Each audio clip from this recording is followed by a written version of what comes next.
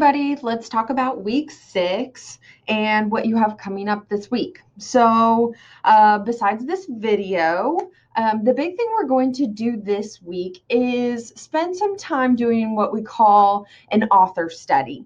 So, we're going to use this week to study two authors who come from very different parts of the country. So, we're going to look at Edgar Allan Poe and Flannery O'Connor. So I hope you enjoyed this.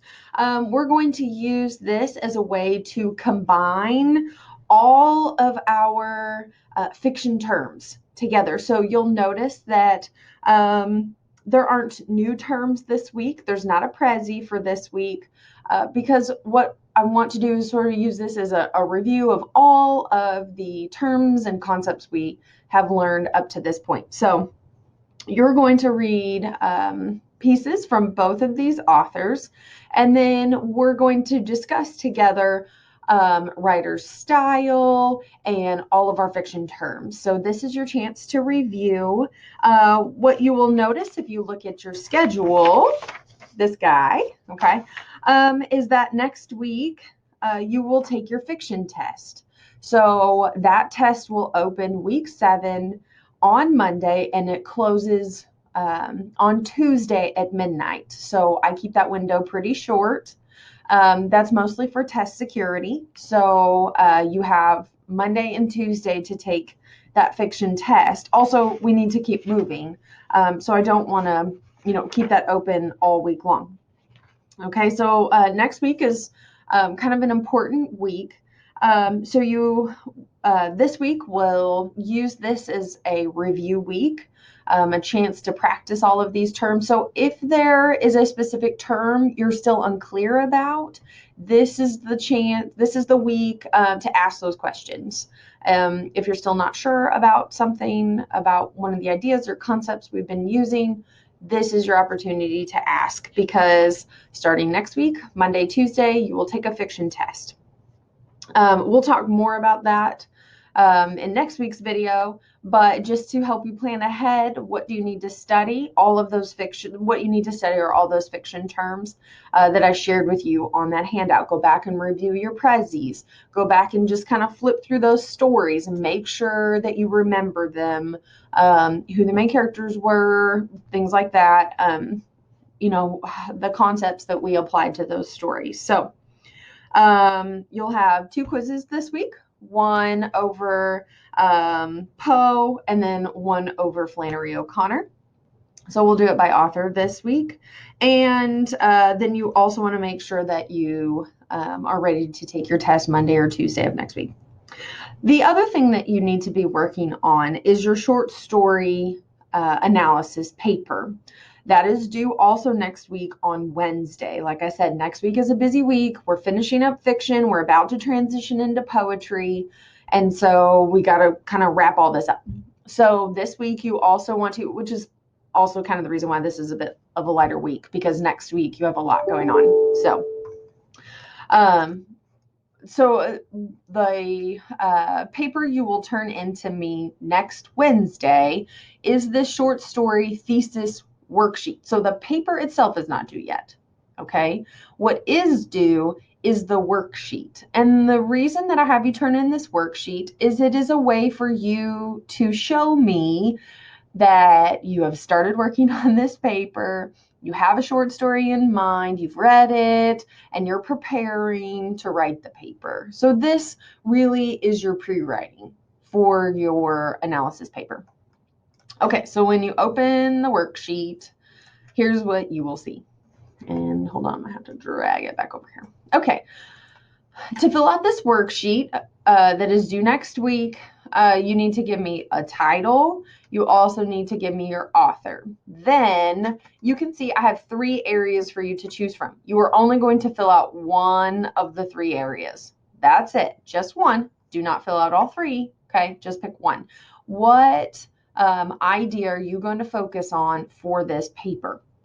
Remember, back in week 1, we practiced doing literary analysis, week 1 and week 2. So if you need some refreshing about what goes into literary analysis, go back to week 1 and week 2 and refresh your memory about the discussion we had. There's also a Prezi in there to review literary analysis with you. So you can focus on a specific theme for your short story. You can focus on a specific literary device. This might be foreshadowing or characterization or setting or anything like that.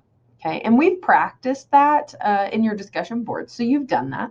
And then finally is literary theory, which we also practiced in the discussion boards when I had you apply a specific theory to a story we were reading. You know, some of you chose something like feminism and A&P. So that would be analysis using literary theory. Okay, so choose which of these three areas, what is going to be your main idea or your main focus that you're going to use to analyze your story.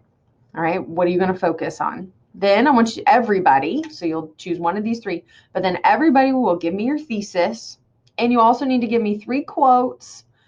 Be sure to include quotation marks and page numbers of support you can use from the story to prove the point you're going to make. So in your thesis, you're going to tell me what point you're going to prove. When I apply feminism to A&P, what do I learn? Okay, so that's what your thesis is going to be, is that here's what I'm going to prove. And then give me 3 quotes from the story that show me that that would be support to show that. Okay. If you don't remember doing that, go back again to that week 1 and week 2 discussion board. They're still open, and you can review some of that. Let's talk specifically about the thesis statement. A couple of things. First of all, short story titles go in quotation marks because they are a smaller work that is published inside of a larger work. You don't publish short stories individually. We publish them in books of short stories. So because they are a smaller work inside of a larger work, they get quotation marks. When we do our novel, which hopefully you have chosen a novel, maybe considering what your novel is going to be at least, you need to go ahead and get that. If you're gonna, Amazon Prime it or something, you need to be ordering your novel. Be sure you check the novel list because you can only choose from one of those.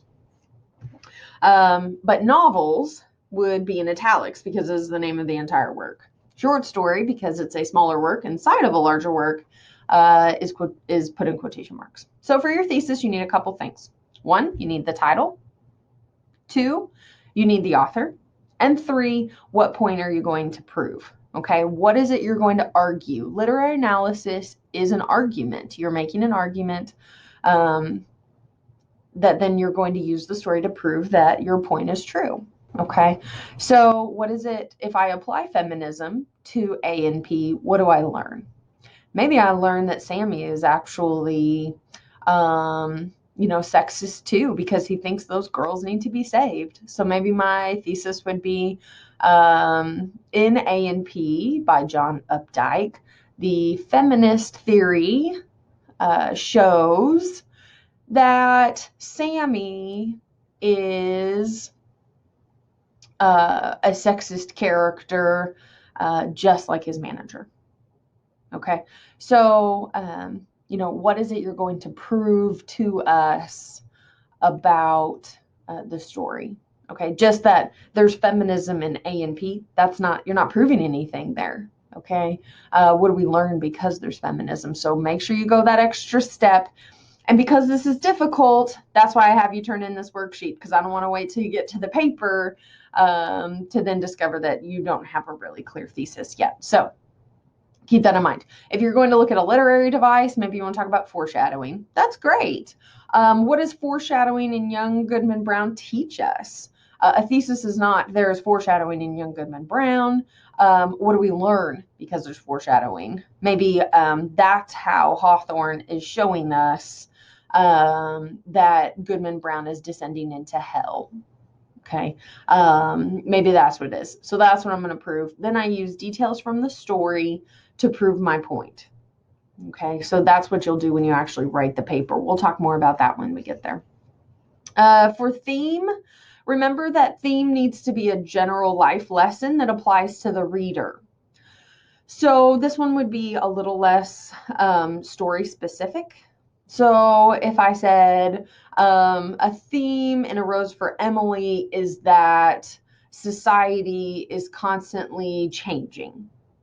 Okay, that could be a theme. Then I would then prove to you throughout my paper places where I see that theme happening. All right. One caveat, if you decide to do theme, be very, very careful that you don't write me a summary. That is a pitfall of doing theme, is that then students feel like they have to explain the whole story to me so that I can see the theme. I've read it. Probably most stories you're going to pick, I have read.